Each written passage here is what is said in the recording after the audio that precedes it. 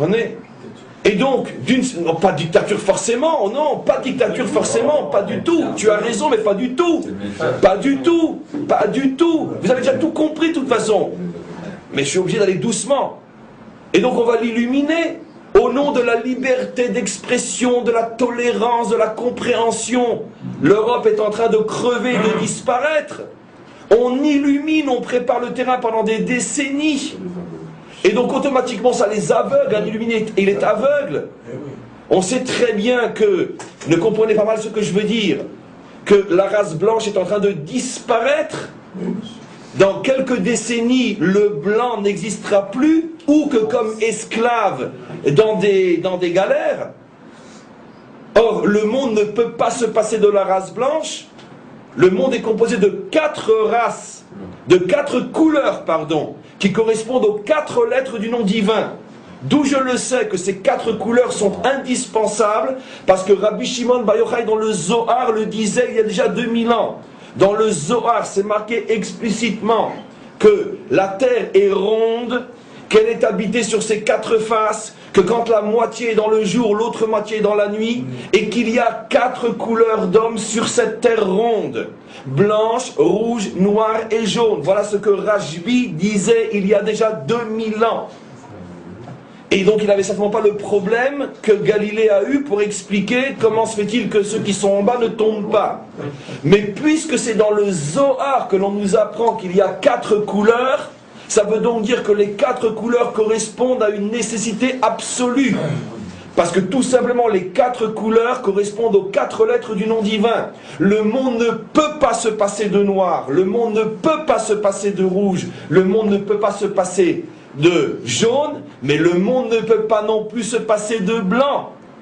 Et voilà que depuis des décennies, la race blanche est en train de préparer son autodestruction.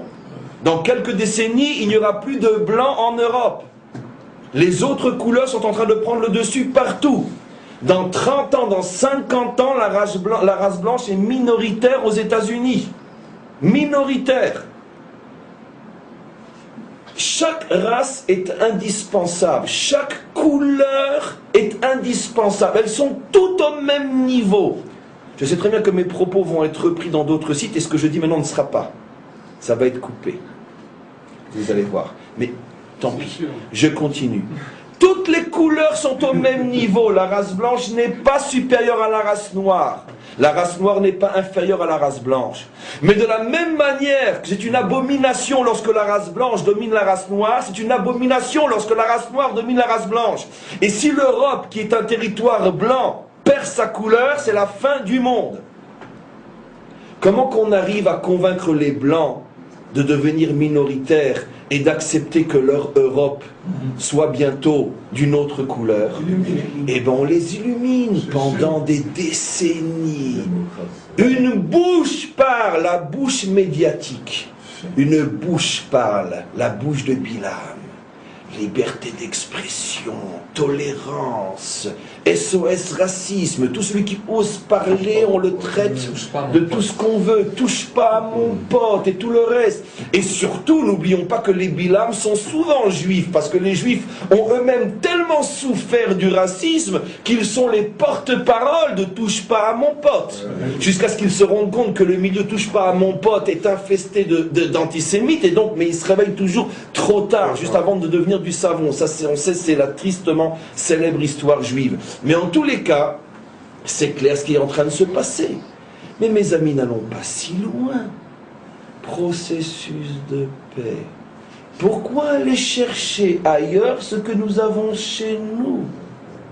Comment qu'on arrive à convaincre un peuple de supporter le fait qu'on lui fasse exploser tous les jours des autobus en pleine gueule? Victime de la paix. Mais on les appelle les victimes du shalom.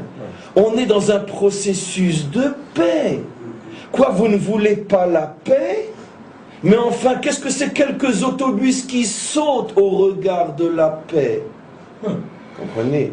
Et le fait que tous ceux qui sont en face de nous veulent nous exterminer, non, c'est uniquement une poignée d'extrémistes. On trouve même les mots pour justifier l'injustifiable. Et puis on trouve des formules tellement extraordinaires.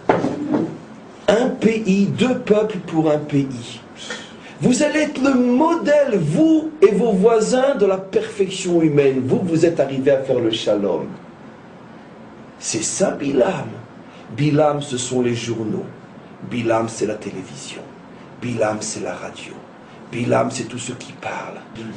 Comment? Bilam, c'est tous ceux qui se servent de leur bouche pour pouvoir préparer le monde à se faire détruire.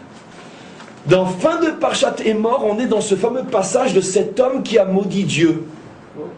Et cet homme qui a maudit Dieu, on dit qu'il a été Nokev Shem Hashem. Il a féminisé le nom de Dieu. Regardez, on est dans le chapitre 24, fin de Parshat Emor, dans Vaïkra, 3e livre de la Torah. Et regardez le 16e verset. On nous dit Venokev Shem Hashem Mot Yumat. Celui qui maudit le nom de Dieu mourra. Comment qu'on dit maudire ici? Nokev. Celui qui a féminisé le nom de Dieu. Ça veut dire que celui qui a enlevé à Dieu sa virilité. Le Dieu d'amour, le Dieu gentil, patati, patata. En fait, et pas la guerre. Ça veut dire tous les slogans qui présentent la vérité comme ce qui va suffisamment t'affaiblir pour qu'après on puisse t'envoyer dans des camps et prendre ta place.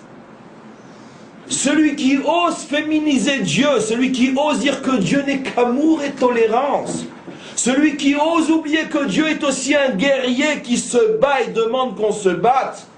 Hachem Ish Milchama, Dieu est aussi un Dieu de guerre. Quand on vient pour t'attaquer, tire le premier. Abba le orgecha ashkem ve orgo. Quand l'Europe blanche voit que dans quelques décennies, elle aura disparu, si maintenant elle ne se bat pas, elle ne pourra plus jamais se battre. Je sais très bien, ça va être découpé, envoyé sur tous les sites du monde entier. Regardez ce sale petit rabbin raciste. Je m'en fous. Je préfère mourir en disant la vérité que vivre en étant complice du mensonge. Blanc, défendez-vous. Défendez-vous, on est en train de prendre vos femmes et vos enfants. Défendez-vous. Mais vous savez pourquoi, blanc, on est en train en Europe de vous prendre vos femmes et vos enfants? Parce que pendant 2000 ans, on vous a présenté le Dieu de l'amour, qui est tellement bon, tellement gentil. Mais le B dans l'alphabet est tellement proche du C comme on le sait. A, B, C. Et donc à force de voir le bon Dieu, on est devenu des serviteurs de ce bon Dieu complètement con. C'est ce qui est en train de se passer.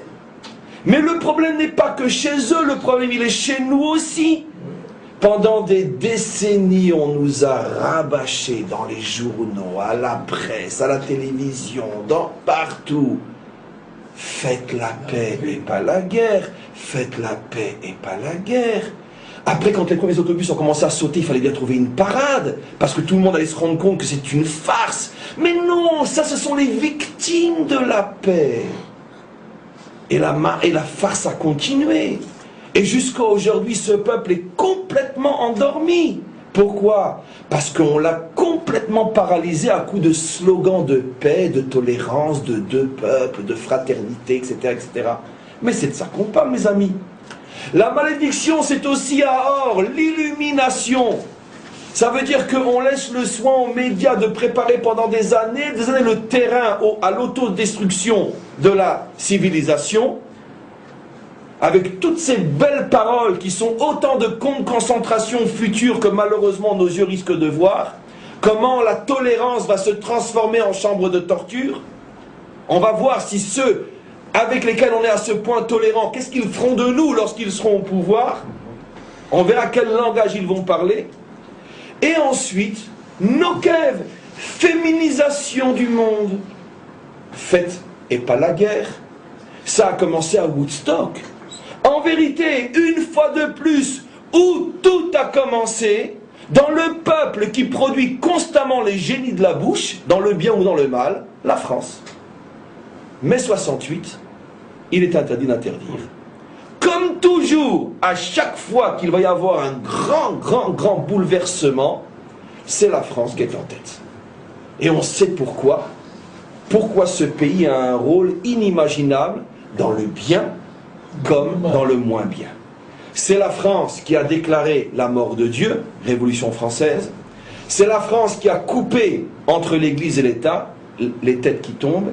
Et c'est encore la France qui proclamera ce qui va devenir la malédiction du monde occidental. Il est interdit d'interdire, c'est-à-dire laisse faire.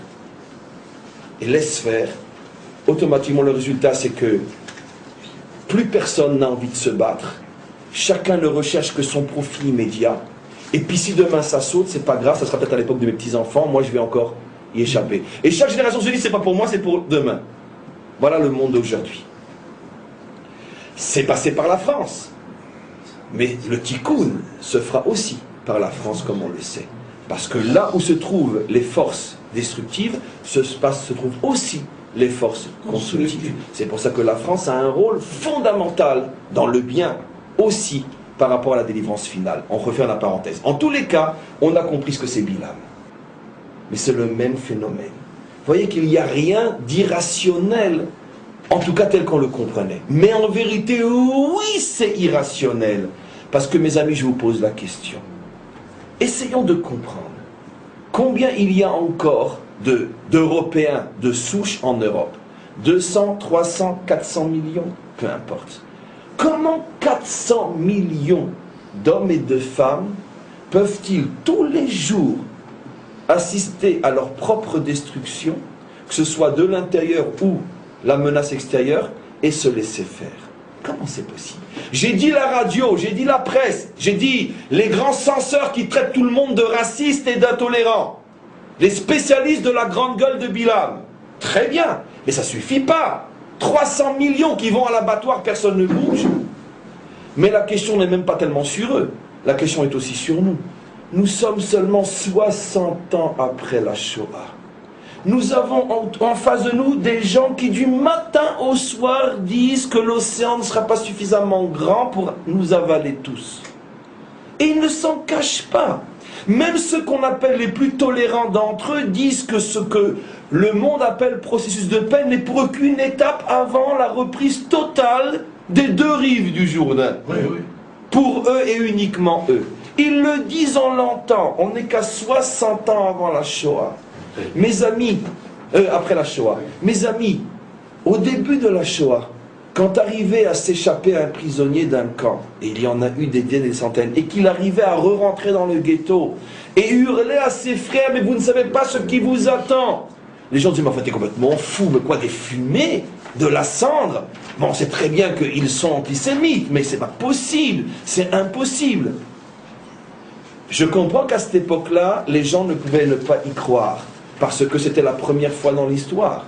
Mais aujourd'hui, on sait très bien que quand quelqu'un dit « il va nous détruire », on sait qu'il va le faire. Alors pourquoi qu'il va essayer. Donc pourquoi aujourd'hui on ne bouge pas? Parce que toi tu es capable d'être mékalel, de rendre léger, tu es capable d'être ma'er, léaor, tu es capable d'illuminer, et tu es capable d'être nokev, de féminiser. C'est exactement ce que j'ai